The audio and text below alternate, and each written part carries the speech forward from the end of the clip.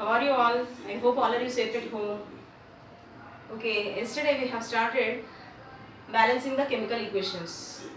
We have seen how to balance the chemical equation, that is combustion of propane. Propane on combustion reacts with oxygen present in the atmosphere and forms the two products, that is CO2 and H2O. C3H8 plus O2 gives rise to CO2 plus H2O. How to balance that equation we have seen yesterday, and today we will see one more equation, that is the reaction between mercuric nitrate and potassium iodide. When the reaction is taking place between mercuric nitrate and potassium iodide, it gives two products, that is mercuric iodide and potassium nitrate.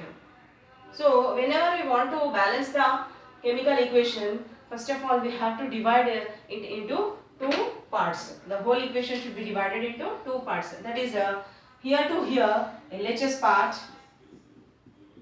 left hand side part, reactant side, and here to here, that is a RHS part, that is right hand side or products side. So here balancing of the chemical equations have four steps. In the first step, we have to write the unbalanced chemical equation with correct formula. Okay, this is our unbalanced chemical equation. I wrote it already. Now in the second step, we have to compare the number of atoms. So this is the first step, it's over.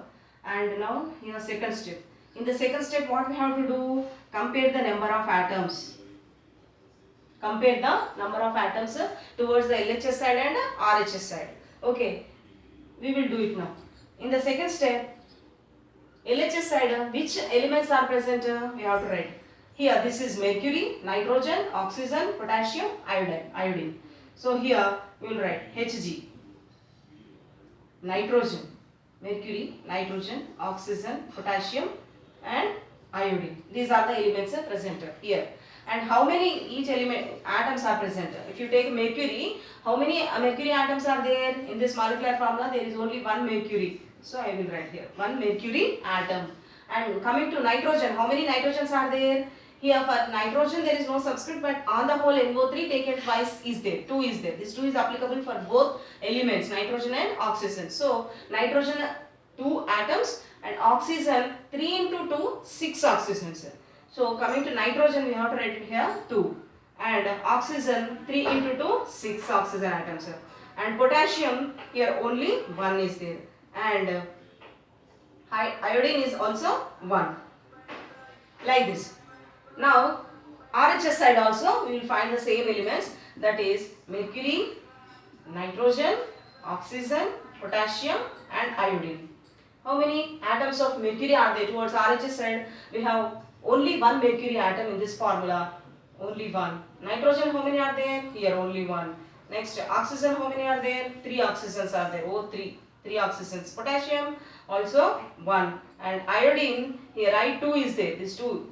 So 2 iodine atoms, like this.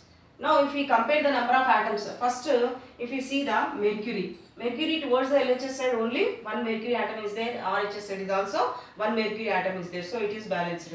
Nitrogen, LHS side we have 2 nitrogen atoms, whereas RHS side only 1. So RHS side we have to increase the number of nitrogen atoms. In order to increase the number of atoms, what I said yesterday, we have to write the suitable coefficients in front of that formula where nitrogen is there. Here nitrogen is there, in this formula only nitrogen is there. So in order to increase the number of nitrogen atoms by 2, we have to write the coefficient 2 here. Coefficient 2 here. When we write coefficient 2 here, the nitrogen atoms number becomes 2. Okay, but as well as the number of potassium atoms are also increasing. Oxygen atoms also being increased.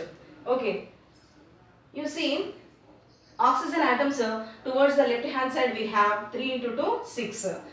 Here oxygen atoms, as I wrote 2 here, 2 into 3, 6. Total new number of oxygen atoms, because I wrote 2 here, the number of oxygen atoms increased now. 2 into 3, coefficient into subscript. 2 into 3, it became 6. So now nitrogen atoms balanced 2, 2. Oxygen atoms are also balanced. Okay, coming to potassium. Potassium towards the left hand side we have only one atom. Whereas towards the right hand side we have written 2 KNO3 means 2 potassium now. So here 2 potassium atoms are there towards the right hand side. So left hand side now we have to increase the number of potassium atoms. So left hand side where potassium is there, in that molecular formula only, in front of that molecular formula we have to write the coefficient 2 here. When we write 2 here, the potassium atoms number also increases by 2 here. So potassium 2, potassium 2. It is also balanced. Now coming to hydrogen, sorry, iodine. Iodine, how many are there LHS side? As I wrote here 2, so the increased number of iodine atoms is 2 here. 2, 2 means here it comes for both elements, 2, potassium, iodine. So iodine atoms 2. Now towards the right hand side already here 2 iodine atoms are there, so it is also balanced.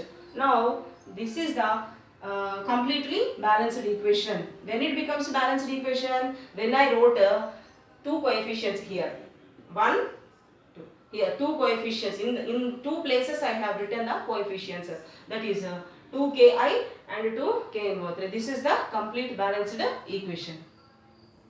Okay, practice some example reactions also. Same like this only. I will give